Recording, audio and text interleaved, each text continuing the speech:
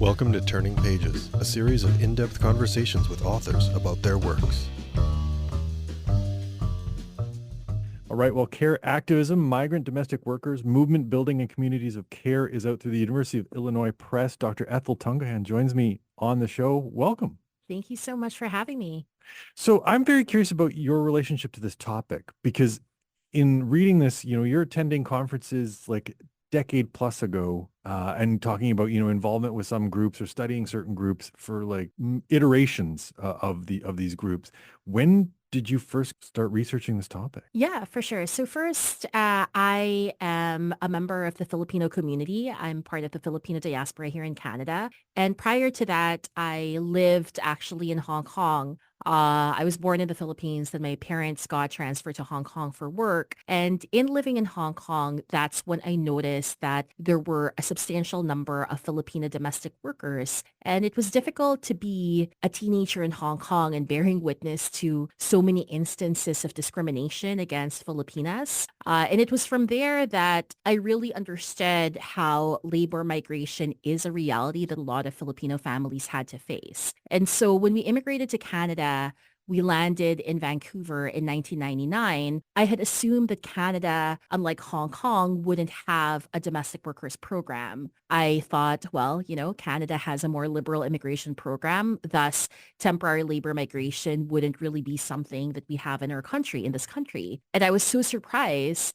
when I found out that Canada does have a caregiver program where the program, at least when I was studying it, had a 2-year live-in requirement where women from primarily global south countries like the Philippines had to come into Canada, live and work with their employers for a period of up to 2 years. And only after they finished these requirements did they get the right to apply for citizenship for themselves and their families. And so I think the long answer to your question is, I've always kind of being Filipina in Canada, but also prior to that, having lived in Hong Kong, I've been sharply aware of labor migration programs and how it has really affected Filipino families. And so from there, that became kind of the genesis for my decision to do more research into the caregivers program, but also the activism surrounding it. So you notice it as a teenager in Hong Kong, and then you notice that there's a different version of it in Canada. Yeah. So it becomes like, I imagine it flags your attention, but then for this to become like an area of research, then like, how do you, because it's a Filipino community, like you're able to connect with people within the Filipino community to do research like this? Or what's the approach then as an academic? Yeah, for sure. I think, I talk a little bit about it in the book, but I think I am trained as a political scientist, and conventional political science research doesn't really understand why it would be important to look at domestic workers as political actors, right? Mm-hmm. Conventionally, political science sees politics as involving voting or running for office. And so in terms of my research, this was my PhD dissertation, and then it became a book. I did receive some pushback from professors being like, well, why do you want to study migrant domestic workers who, by virtue of the fact that many don't have citizenship, they don't have the ability to vote for run for office. So how are they political actors? So they're questioning that this is a political study by virtue of like, can this be political? Because they limit our understanding of being political based on voting and running for office. And what I told them and what I argue in the book is that you can't understand political action solely in terms of our engagement in formal political institutions, that you also have to look at social movements. And one of the main claims I make in the book is migrant domestic workers, even when they don't have Canadian citizenship and thus can't vote or run for office, were able through their activism to put into place changes to the caregiver program, positive changes. Mm-hmm. So the right to apply for Canadian citizenship wasn't given to domestic workers out of the goodness of the Canadian government's heart. It was up to migrant domestic workers and their allies to mobilize, and that's how it was given. Do you get a sense that if they hadn't been able to achieve some sort of like policy changes, that your professor's pushback would have had more like credence, that they could have pointed to like, oh, there's no like efficacy to this? Like, yeah. Because I understand it as like, it's inherently political by virtue of like, whether you have any power or not, you're opposing a power structure. That is an inherently political act. 100%. I think what was interesting is even as I kept arguing that, look, they were able to achieve the ability to apply for Canadian citizenship. They were able to put into place different laws, such as, taking out the second medical testing requirement. I mean, I'm getting, really granular here. Even then, some of my professors were saying, yeah, but these are really minor wins. They don't matter that much. And one of the arguments I trace in the book is, we can't understand migrant domestic workers activism if we only consider policy change and if we only consider their structural demands. We have to look at what else they do for the communities that they're serving. And so it's similar in some ways to labor unions, right? Some of us are part of labor unions because we want to have material improvements to our lives, right? Like we want to have better working conditions. But beyond that, the community afforded to us by being part of these unions enable us to feel more empowered and enable us to feel more supported. So we can't understand political action purely in terms of, did they successfully achieve policy change? I think the very fact that you have a community of domestic workers around you validating that your experiences are important, I think that's ultimately what makes it such important spaces. Right. As the title itself suggests, and as you work through in your introduction and then just saying community just there, stressing that word, that the value to the people who participate in it isn't just limited to like what structural changes they're able to achieve. And that it seems to me like maybe some of the pushback you might have experienced is because you're trying to apply like a different lens to a traditional examination of like labor. Absolutely. And I think it makes some social movement scholars and some political scientists uncomfortable when I talk about friendship, right?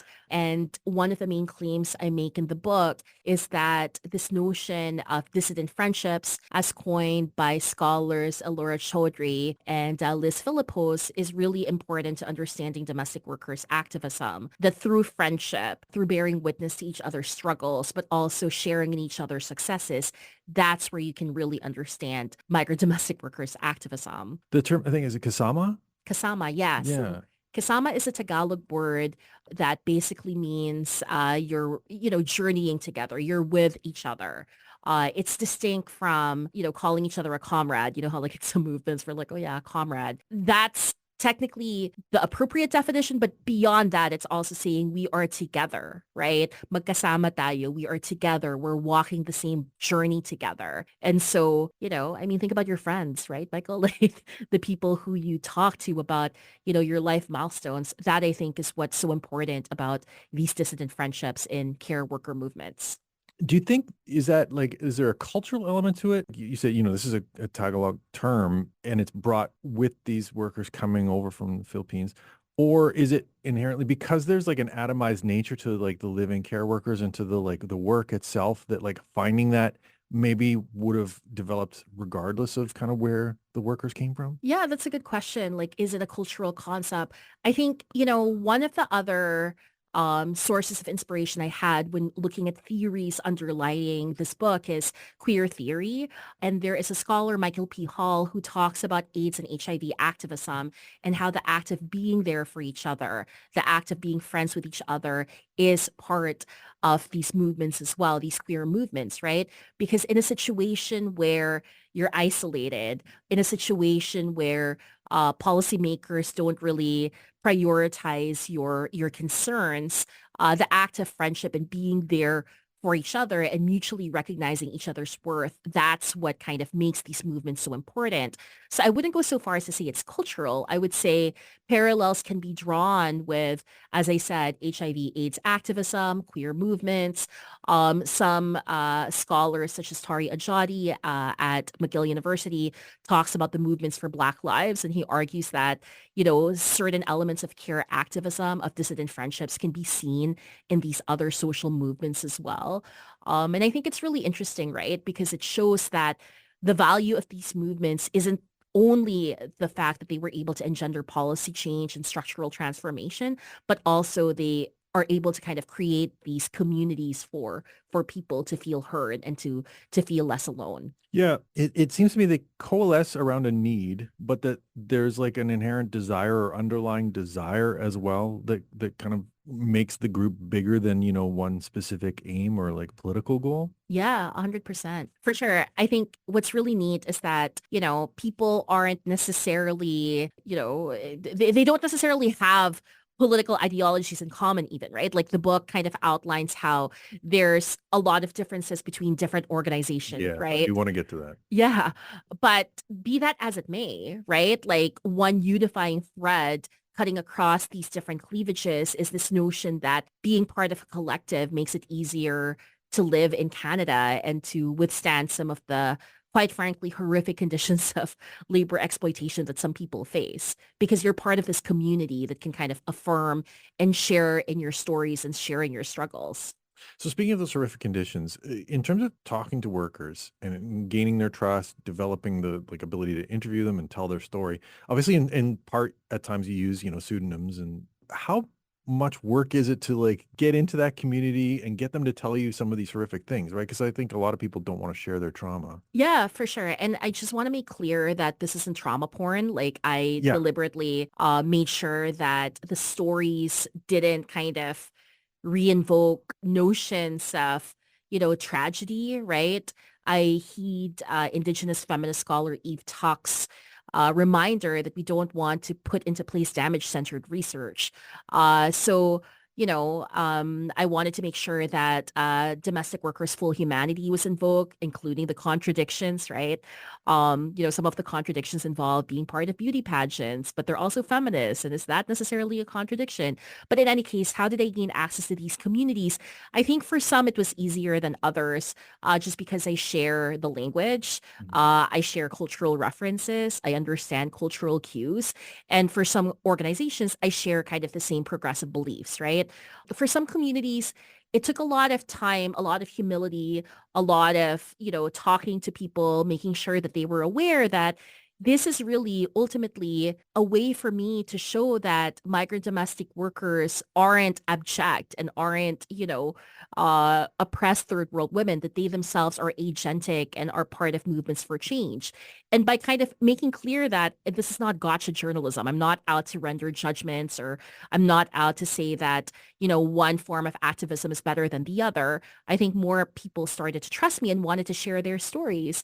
And I think it's really gratifying to see how, I've been doing this work for a long time now. A lot of the women whose narratives form part of the book can kind of see that they have been kind of heroes in the community. And it's really like a love letter to these women as well. So in terms of working with them, like, do you give them a draft of it to say, like, have I represented things properly or like not like dishonored kind of like how you feel about what went on? Do you give them that opportunity? Yeah, so I use what's called, this is getting into the weeds, interpretive methods. Sure. I'm very curious about process. So Yeah. Yeah, for sure. So I'm a scholar. I'm a critical scholar who uses what's called interpretive methodology, where I don't think, in contrast to like more positivist approaches, I don't think there's like a right or wrong answer, right? That what's key about hearing people's stories is learning how they interpret their place in the story and their place in the world, right? And so, when I was interviewing people, I'm not looking for like a factual historical delineation, a chronology of what happened. What was more important for me is their interpretations of how key moments in activist history, what these meant to them, right? And so, I wanted to ask, for example, about, figures in care worker activism, right? And what that signified and how it felt and, how they felt gathering together as a community. So it's not necessarily, a lot of the questions I asked were about feelings. They weren't like a chronological, this happened and this happened and this happened.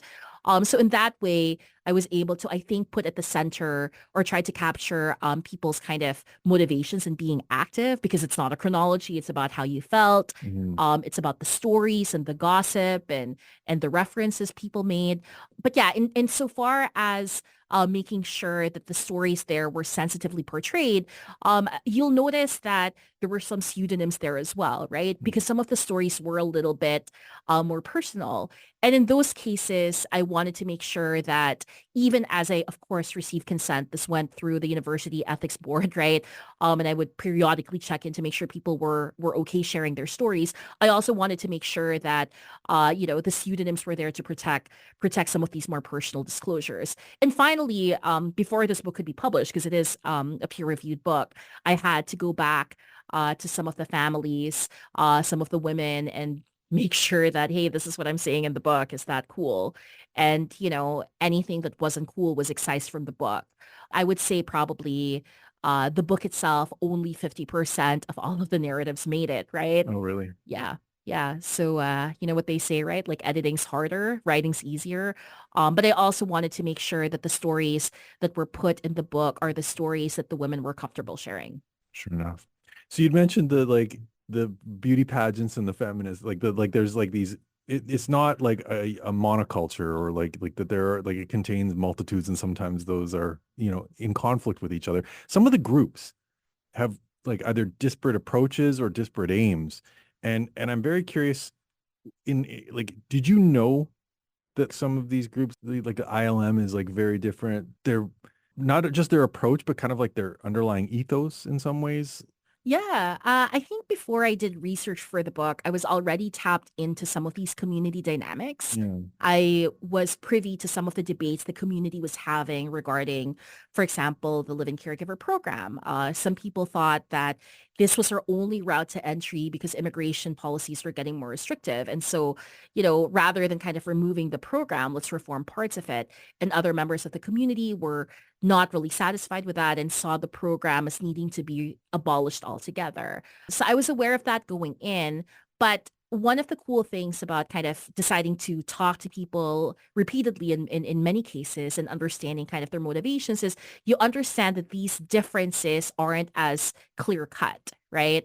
That even today, gosh, like some of the women I talked to are now a little bit older. The book itself is dedicated to two women who've passed away, key pillars of the movement, right?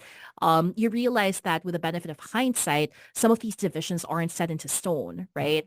And that sometimes, the activist sloganeering that we present out there there's more nuance behind the scenes. So when you say like beyond the sloganeering, like so, because some of them seem not, I don't want to say diametrically opposed, but just like that the approach, and I'm of course blanking on the name of the one organization, but I'm thinking like it kind of exists like seems in opposition to like Migrante, that Mm, like the focus on your job, focus on the like little wins yeah. versus like structural overhaul. Yeah, for sure.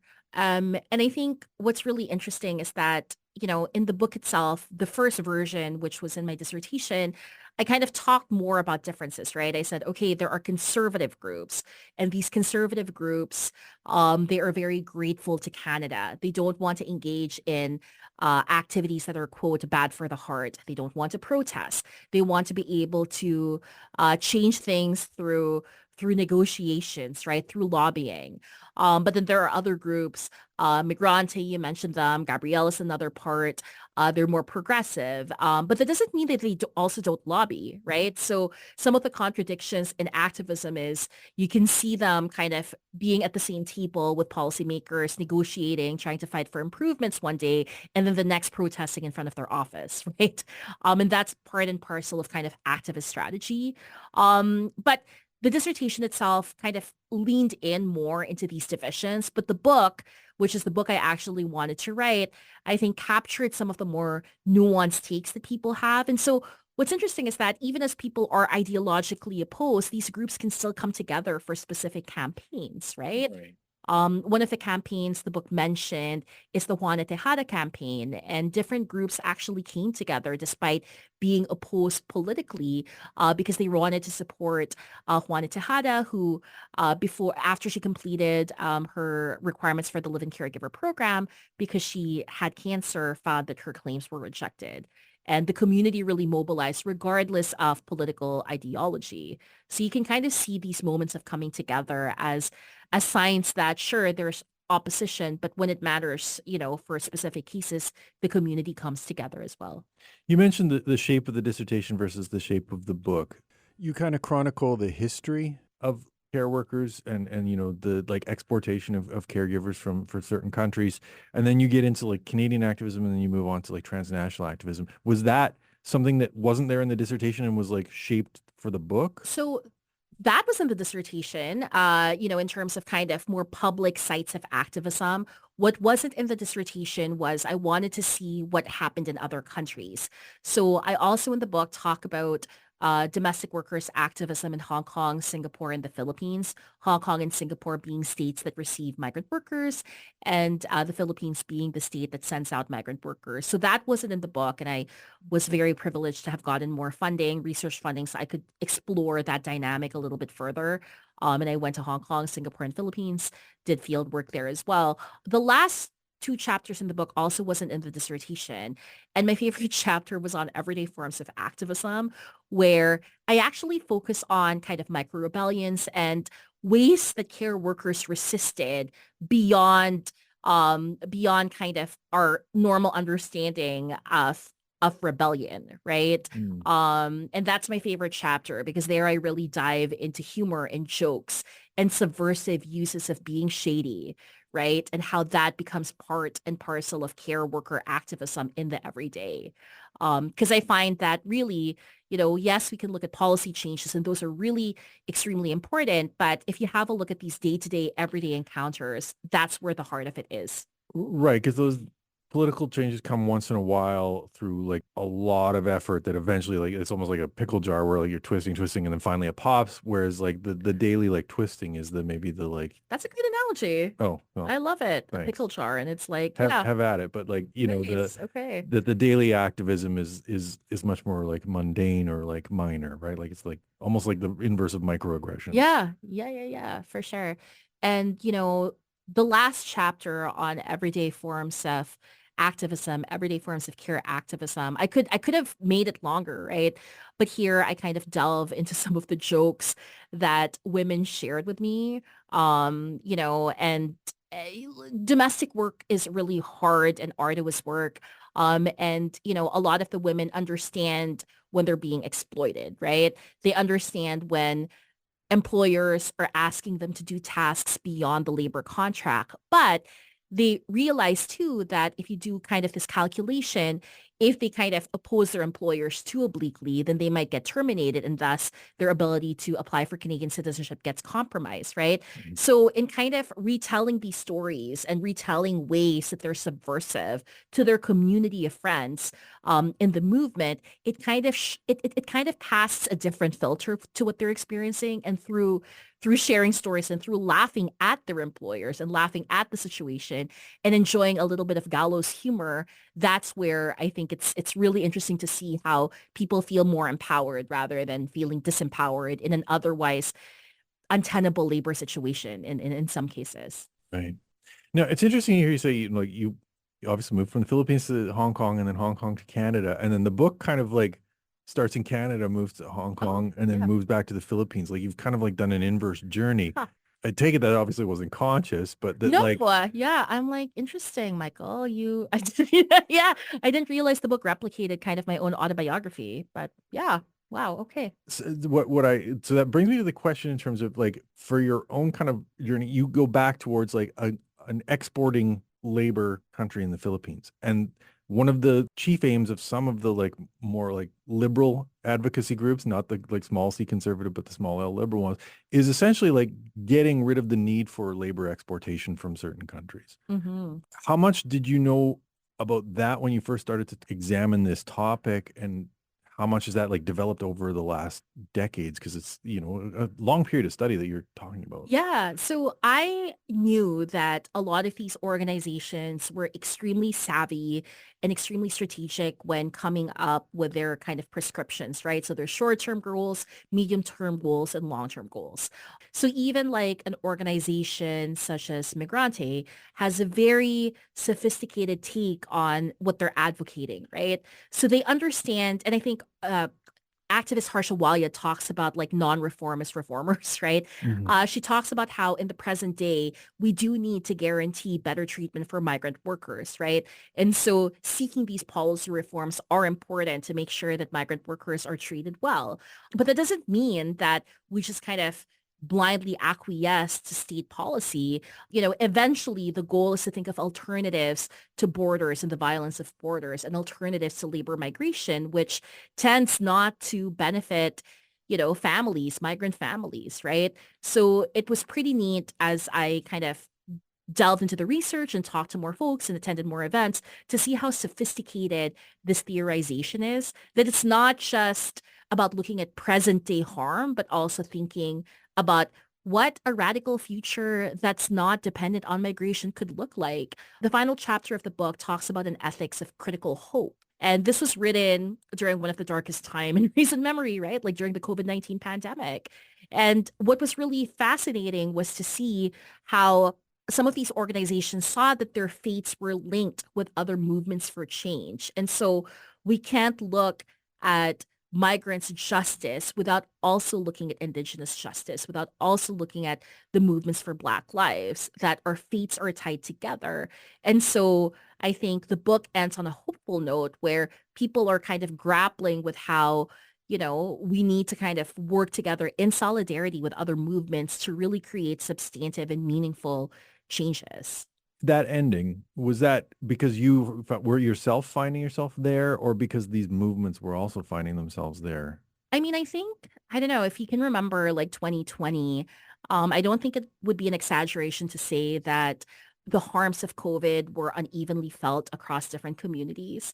Even in my own family, a lot of our members died, right? Like I felt like I was going to virtual wakes every other week because a lot of my own family members are healthcare workers.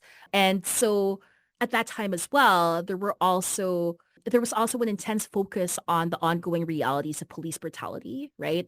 Against Black folks, also against Indigenous folks, right? And I think this notion that some lives are just more worthy than others, that, migrant lives are not seen as being as worthy as other lives, right? Like the fact that we call, are primarily migrant workers essential workers, but in reality, they're expendable workers, right? I think these movements, and I alongside these movements, we're seeing these parallels as well. So why is it that, in COVID, racialized communities were just dying more, right? And I think it was the sense that, we needed to kind of bond together and find commonalities to fight against these oppressive structures that I wanted to talk about because that's where I saw the movement going. And I still see these conversations happening. I still see attempts to kind of work in coalition and in solidarity with other movements is happening because it's not just about migrants. It's about indigenous justice. It's about, movements for Black lives. It's seeing the interlinkages of our fate.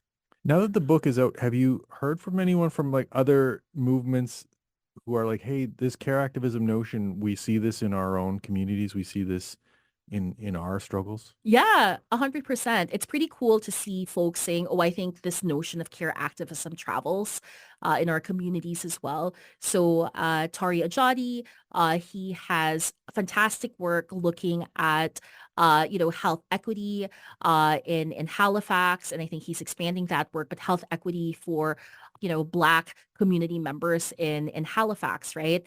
And, when talking to him, he's like, a lot of these ethics of care is manifest too in the way the activist groups that he's working with work with each other. So I think that's really neat. I think, just seeing how it translates into other communities and how that carries over. I think I think my hunch is that there are more movements that actually use care in their day to day than, than we know of. That we acknowledge. Well, the book is Care Activism, out through the University of Illinois Press. Dr. Ethel Tungohan, thanks for coming in and sitting down and talking about it. Thanks for having me again. Oh, and quickly, I'll plug Academic Aunties, your podcast. Oh, okay. I listened to it in the lead up to this just to kind of have a little more background. And so, yeah, I strongly encourage people to listen to that as well. Thank you. Labor of love. Love academic aunties. Thanks, Michael.